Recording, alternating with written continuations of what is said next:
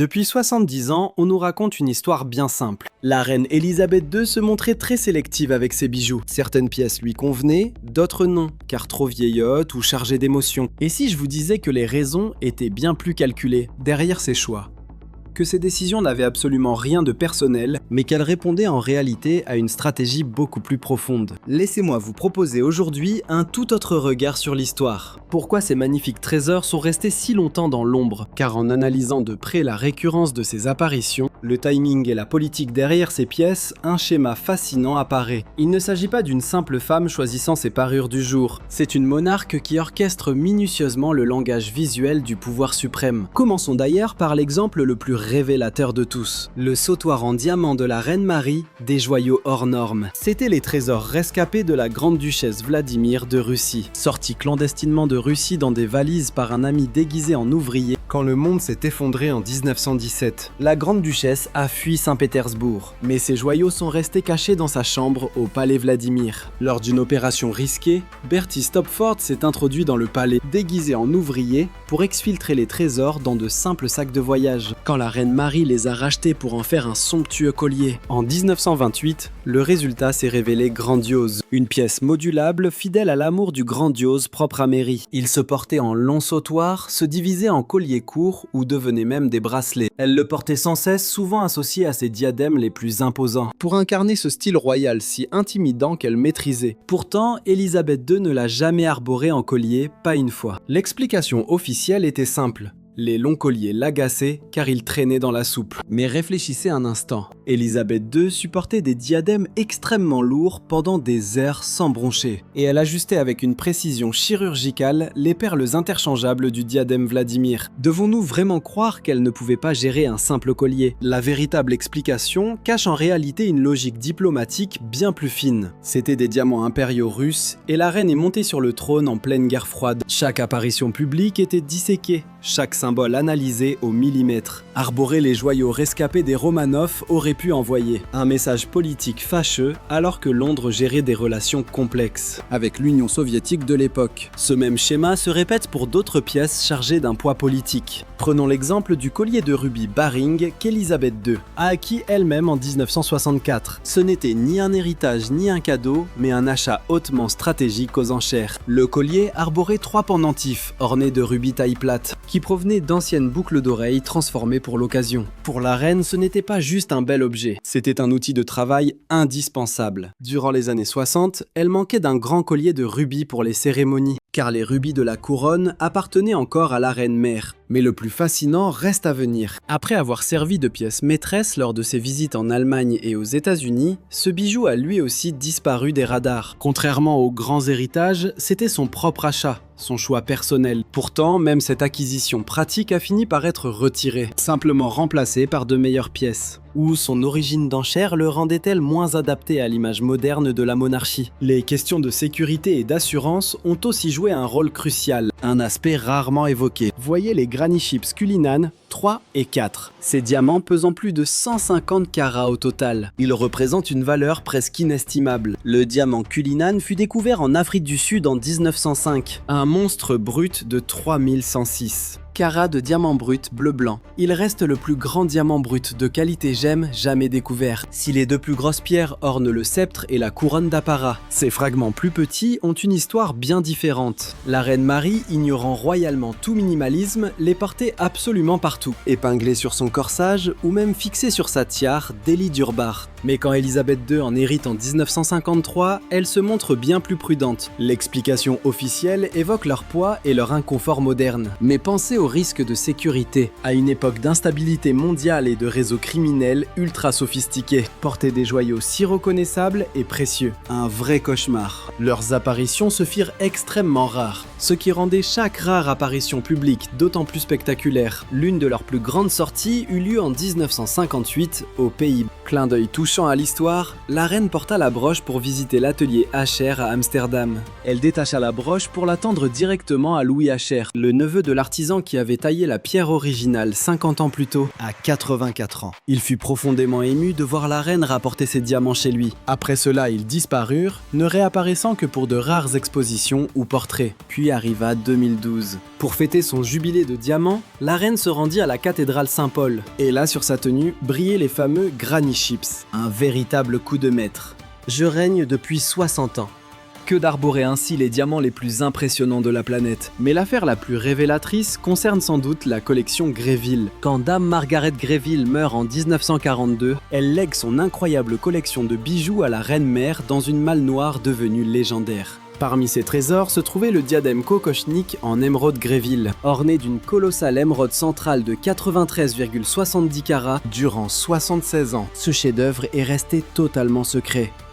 La reine-mère ne l'a jamais porté. Élisabeth II ne l'a jamais arboré. Si méconnue que son existence même n'était qu'un murmure parmi les historiens de la joaillerie, confirmé uniquement par une seule image retrouvée dans les archives de Boucheron. Pourquoi deux reines ont-elles ignoré une pièce si somptueuse? La réponse se trouve peut-être chez Madame Greville elle-même. Elle était réputée pour sa langue acérée et ses opinions très controversées lorsqu'Élisabeth II a hérité de cette collection. Ces liens encombrants rendaient ces pièces particulièrement délicates à porter. Le retour spectaculaire du diadème au mariage de la princesse Eugénie en 2018 n'a eu lieu qu'après qu'un long moment se soit écoulé, effaçant ainsi ces sombres souvenirs de la mémoire collective. Ce schéma devient encore plus évident lorsqu'on observe les joyaux, qui étaient régulièrement prêtés face à ceux qui restaient sous clé. Le diadème halo de Cartier, acheté par le roi George VI pour sa femme en 1936, était librement prêté aux jeunes membres de la royauté. Créé pendant l'été de 1936, ce bandeau devait enrichir la collection de bijoux plutôt modestes de la duchesse de York. Mais quand son mari devint contre toute attente le roi George VI, ce charmant petit diadème semblait soudain bien trop modeste pour une reine consort. Ainsi, en 1944, alors que la princesse Elisabeth fêtait ses 18 ans en pleine période d'austérité, la reine-mère lui offrit son propre diadème halo pour marquer son entrée dans l'âge adulte. Étrangement,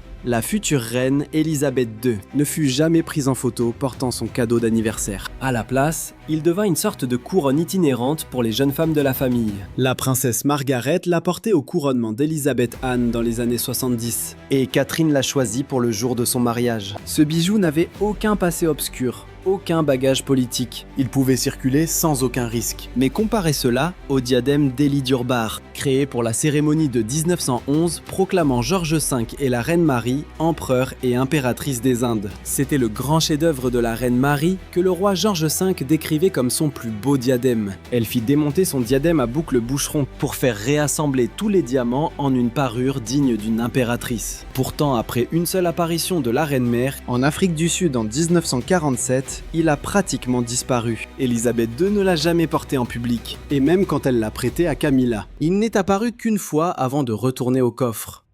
Ce bijou incarne l'apogée absolue de l'Empire britannique, conçu pour une cérémonie célébrant la domination suprême sur le sous-continent indien. Alors que l'Empire se dissolvait et que les relations de la Grande-Bretagne évoluaient, ce diadème devint un rappel visuel d'un chapitre que beaucoup préféraient clore discrètement. Ces rares apparitions suggèrent qu'il était jugé trop lourd de symboles impériaux pour être porté. La théorie d'une manipulation émotionnelle devient alors particulièrement séduisante. Lorsqu'on étudie les bijoux signatures de la reine-mère, le diadème Greville, cette magnifique création en nid d'abeille, ne fut jamais arboré par Élisabeth II malgré son héritage en 2002. Pour la reine-mère, ce diadème était pourtant son favori absolu. Après la mort de son époux, elle le porta durant des décennies, pour des banquets d'état, des galas et d'innombrables portraits officiels. Elle le fit même légèrement modifier par Cartier en 1953, y ajoutant un peu de hauteur et quelques diamants imposants, pour le rendre encore plus impressionnant. La broche corsage en saphir raconte une histoire plus poignante encore. Offerte en 1923 par la reine Marie à sa nouvelle belle-fille pour ses noces. Elle affichait un style négligé avec deux glands en diamant et saphir de longueurs différentes. La reine-mère adorait littéralement ce bijou. Elle le porta fréquemment durant les joyeuses années 20, puis elle le rangea discrètement durant les années sombres de la guerre, le jugeant trop opulent sous les bombes du Blitz. Mais la pièce réapparut triomphalement à la fin des années 40, et elle continua de l'arborer bien après ses 80 ans. Épinglée à son épaule pour le baptême du prince William en 1982, Elle l'a portée aussi en calèche avec le jeune prince Harry en 1991. À sa mort, cette broche fut léguée à sa fille. Et pendant 20 ans, silence absolu. La reine Elisabeth II ne l'a jamais portée, pas une seule fois. Fait encore plus révélateur, elle ne l'a jamais prêtée à personne d'autre, bien qu'elle se montra généreuse avec d'autres joyaux de sa mère. Mais s'agissait-il vraiment de sentiments ou était-ce une manœuvre bien plus stratégique, en laissant les pièces fétiches de sa mère inutilisées? Elisabeth II préservait l'identité visuelle unique de la reine-mère même après sa mort. Cela préservait la continuité générationnelle de la monarchie, tout en évitant de laisser croire qu'elle cherchait à remplacer ou à éclipser sa mère tant aimée. Une véritable leçon de communication publique et de gestion des relations familiales. Le timing du retour de certains bijoux révèle lui aussi une orchestration minutieuse. Le bandeau en diamant de la reine Marie, invisible depuis 65 ans, réapparu pour le mariage de Meghan Markle en 2018. Ce gracieux diadème flexible fut créé par Garrard en 1932, spécialement pour mettre en valeur une petite broche en diamant offerte à la reine Marie, lors de son mariage en 1893 par les habitants du Lincolnshire. Ce modeste bijou était resté caché dans son écrin pendant près de 40 ans, avant qu'elle ne décide de bâtir tout un diadème autour. La reine Marie porta ce nouveau bandeau, parfois pour de simples avant-premières de films. À sa mort en 1953, elle la légua à sa petite fille, Elisabeth II, et puis plus rien. Silence complet durant 65 ans. Ce n'était pas un hasard. C'était purement stratégique. Choisir une pièce oubliée pour un événement si exposé permettait au palais d'évoquer l'histoire et la tradition tout en évitant les controverses liées à des tiers plus célèbres. Le côté le plus brillant de cette stratégie repose sur la hiérarchie constitutionnelle de ces joyaux. Le diadème de George, sans doute la pièce la plus célèbre de la collection, était traité avec un respect presque protocolaire et bureaucratique. Créé en 1820 pour le couronnement du roi George, il devint la tenue de travail d'Élisabeth II lors de l'ouverture du Parlement. Elle savait qu'une couronne aussi élégante soit-elle n'est pas une parure de soirée, c'est un véritable insigne officiel. Les bijoux du couronnement racontent une histoire similaire. La création de cette parure est en réalité le fruit d'une féroce querelle de famille. À l'avènement de la reine Victoria en 1837, son oncle devint le roi de Hanovre et réclama aussitôt les précieux joyaux de leur grand-mère, la reine Charlotte. Victoria dut emballer diamants et perles magnifiques pour les envoyer en Allemagne. Elle commanda alors des répliques chez Garrard, en utilisant les diamants d'épée et d'objets inutiles de la collection royale. Cette parure porte un immense poids historique que peu d'autres joyaux peuvent égaler. Elle fut portée à chaque couronnement depuis sa création. Le message était clair, ces pièces n'étaient pas de simples bijoux. Elles incarnaient l'uniforme même de la souveraineté. Même les bijoux aux origines les plus romantiques servaient de message politique. Le diadème oriental dessiné par le prince Albert en 1853 et inspiré de parures indiennes vues à la grande exposition, fut désigné par Victoria comme un héritage de la couronne pour les futures reines. Pourtant, Elisabeth II ne le porta qu'une seule fois durant tout son règne, lors d'un banquet d'État à Malte en 2005. Son style d'inspiration indienne était devenu diplomatiquement sensible pour la Grande-Bretagne post-coloniale. La parure d'aigle marine du Brésil présente le cas de retrait stratégique le plus intrigant. Cette création d'Elisabeth elle-même fut assemblée et modifiée selon sa propre vision. Tout commença par un cadeau spectaculaire du Brésil en 1953. Un collier et des boucles d'oreilles gigantesques. Aigle marine rectangulaire parfaitement assortie. Elle fut si charmée qu'elle commanda une tiare assortie, puis la fit entièrement reconstruire en 1971 en un chef-d'œuvre majestueux. Durant des décennies, cette parure l'accompagna, lors de visites d'État jusqu'au banquet espagnol en 2017. Mais depuis sa disparition, cette création s'est volatilisée. Quand la reine Camilla a dévoilé une tiare d'aigle marine en novembre 2024, elle choisit la tiare ruban d'aigle marine, beaucoup plus petite et délicate. Une pièce qu'Elisabeth II n'avait portée qu'une seule fois dans toute sa vie. Le silence de la parure brésilienne suggère qu'elle était considérée comme trop emblématique, trop intimement liée à l'image d'Elisabeth pour être arborée par une autre. La preuve la plus flagrante de ce complot réside dans l'invisible. Le collier Love Trophy, symbole agressif de l'excès édouardien de la reine Marie, n'a plus été porté depuis les années 30. La résille de diamants de la reine Alexandra demeure un fantôme. Ces bijoux ne sont pas démodés,